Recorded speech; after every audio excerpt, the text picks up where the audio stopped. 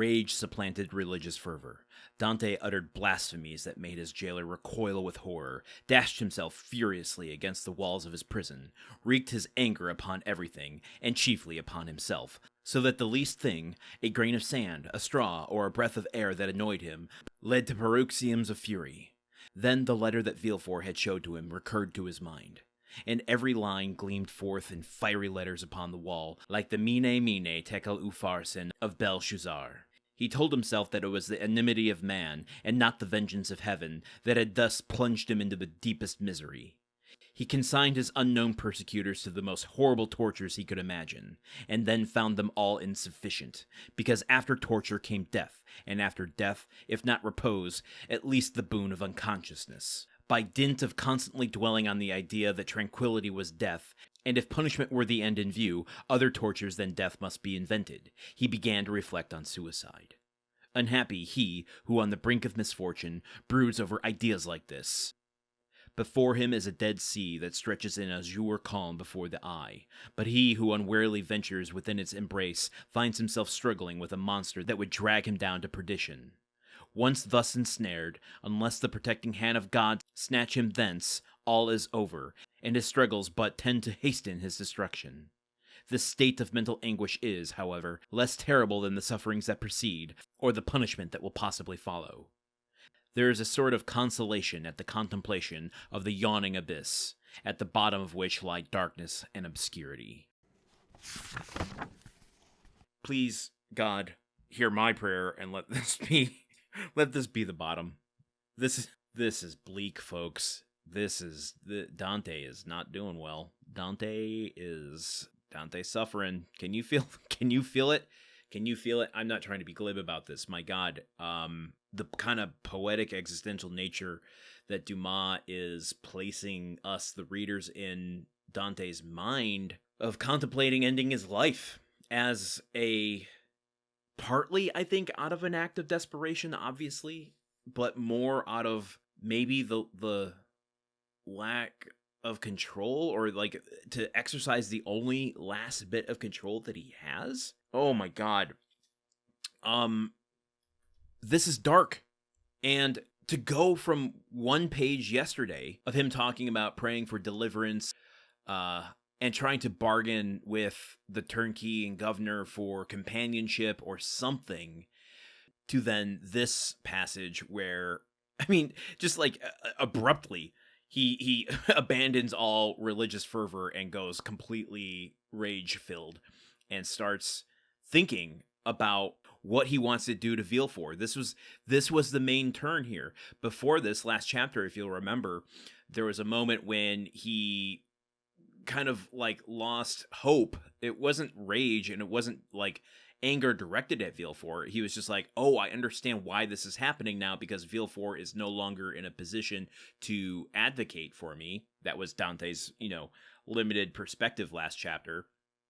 Now he starts remembering the letter and remembering everything that Villefort did, and is having one of those like manic moments where he is contemplating not just the death, but the punishment that he wants everyone involved in his imprisonment to take. Right now, he's only directing it at Villefort because Villefort is the only one that he interacted with leading up to this. Remember, he doesn't know that Fernand turned in the anonymous letter, and he doesn't remember or know that Danglars wrote that letter.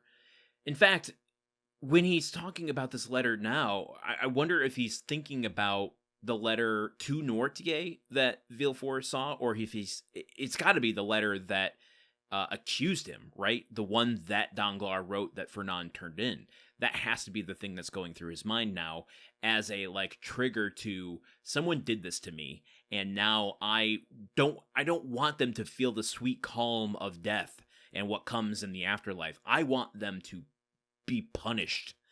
And then he starts contemplating ending his life. Oh my God. That's a lot.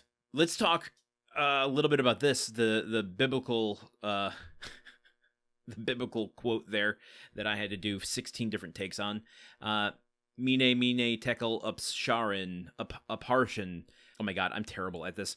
It is a reference to the book of Daniel in the Bible, and those words that I will not try again to pronounce, written on the wall during a feast of Belshazzar, as an omen and a foretelling of the fall of his kingdom.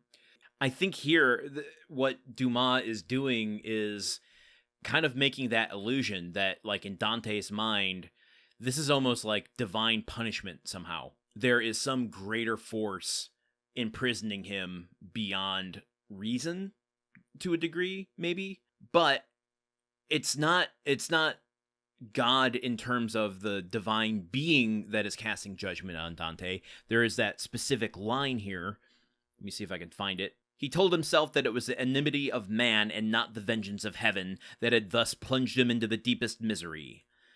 So he's saying, like, there are these massive forces. What's the opposite of divine? Forces that have put me here, and it isn't the heavens. It isn't the God, a God, all gods putting me here.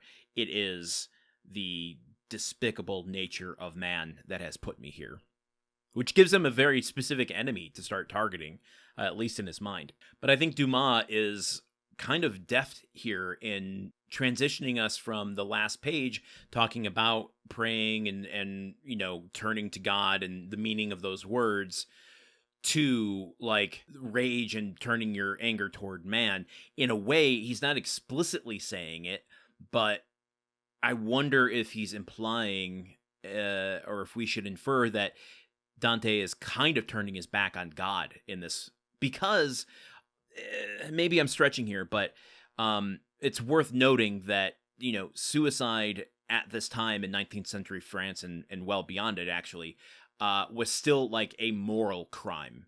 So by contemplating suicide, he is contemplating an act that goes against God.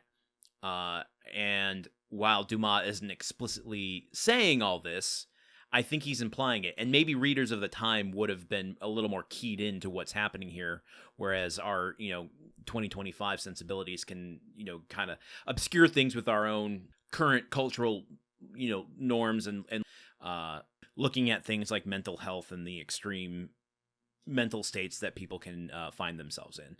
So I find this is the sort of thing that I think Dumas is really, really good at doing. I have discovered a few criticisms of Dumas from historians and literary professors that I can't wait to share with you in future episodes. But as far as something to applaud Dumas for, I think that's the sort of deftness of symbolic, you know, thematics that he can weave and make us start to think about those things without really drawing attention to them.